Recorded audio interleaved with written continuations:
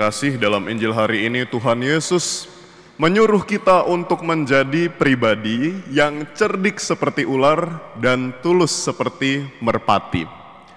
Suatu ketika jika Anda menonton channel National Geographic yang mengekspos tentang tingkah laku hewan, amatilah gerak-gerik seekor ular, terutama ketika mereka sedang berburu mangsanya.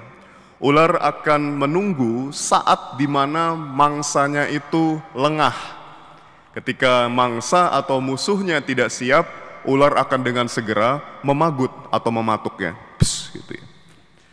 Dengan bisanya yang mematikan, dia akan menyerang mangsanya sehingga terkapar tak berdaya. Mungkin cara berburu ular inilah yang membuatnya disebut sebagai hewan yang cerdik. Cerdik dalam artian negatif, yaitu licik.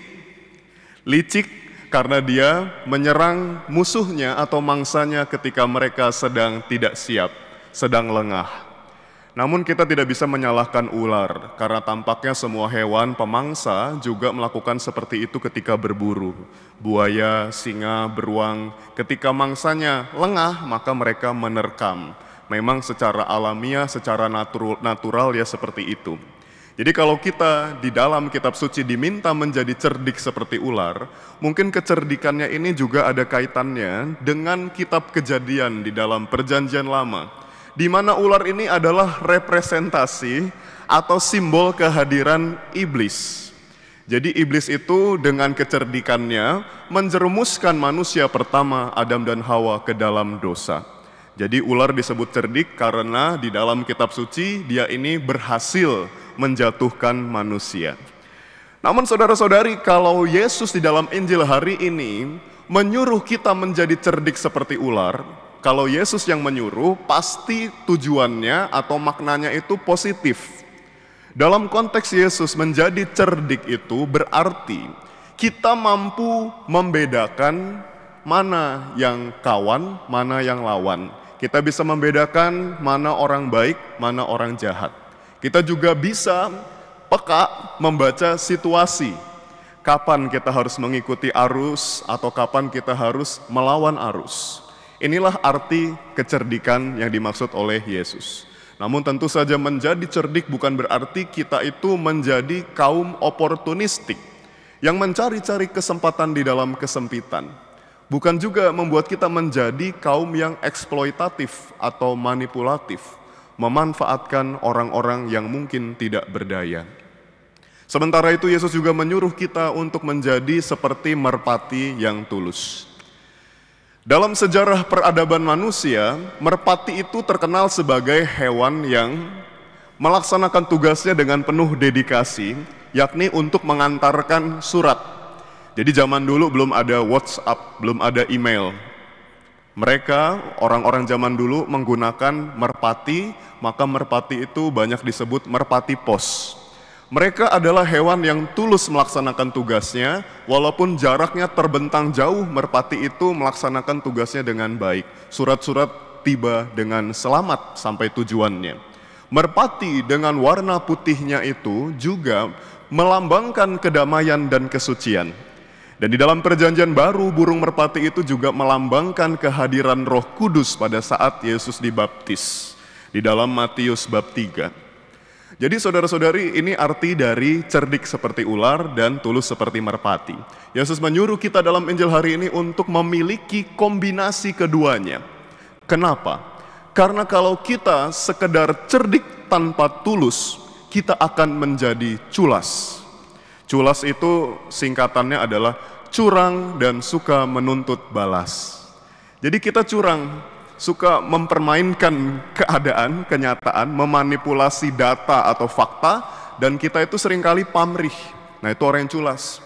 Karena segala sesuatu itu berdasarkan hanya pikirannya saja. Segala sesuatu itu ada perhitungan untung ruginya. Inilah yang terjadi dalam diri seorang manusia yang cerdik tanpa ketulusan. Sebaliknya, jika orang tulus tanpa kecerdikan, maka dia akan menyesal karena mudah ditipu. Terlalu tulus, terlalu baik, akhirnya ditipu orang.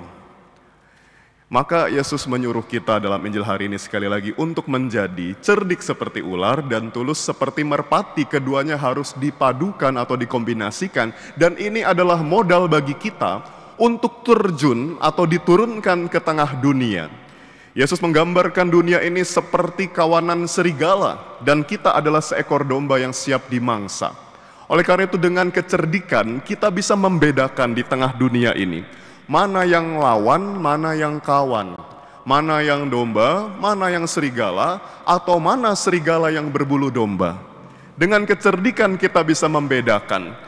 Dan menariknya di dalam iman kekristenan adalah ketika kita sudah bisa membedakan mana lawan, mana kawan dengan kecerdikan kita, dengan ketulusan kita, kita tetap bisa menerima, mengampuni, mengasihi orang-orang yang jelas-jelas sudah kita ketahui sebagai serigala. Ini hebatnya orang Kristiani, pengikut Yesus. Udah tahu orang itu jahat karena kita cerdik, tapi karena kita diminta tulus, kita juga harus menerima, mengampuni, dan mengasihani.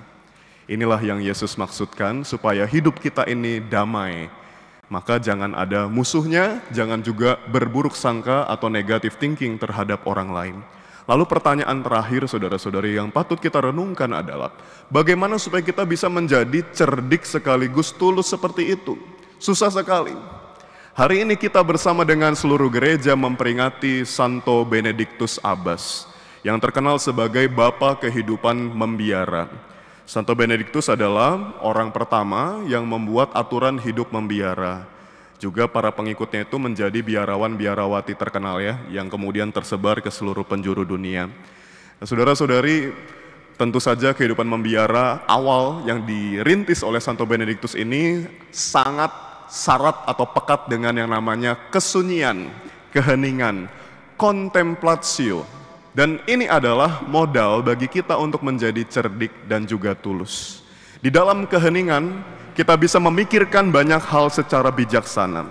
Ketika kita sedang galau atau bingung memutuskan sesuatu, ambillah waktu hening. Seperti yang diteladankan oleh Benedictus yang adalah seorang pertapa. Dia digelari Abbas. Abbas itu artinya pemimpin dari suatu pertapaan, komunitas biara kontemplatif. Keheningan yang dicontohkan oleh Benedictus membuat dia menjadi seorang yang bijaksana, menjadi cerdik, tapi sekaligus juga menjadi tulus, menjadikan dia dari hari ke hari semakin serupa dengan Yesus Kristus. Semoga kita dapat mempelajari ini, menjadi sekali lagi cerdik seperti ular dan tulus seperti merpati. Tuhan memberkati.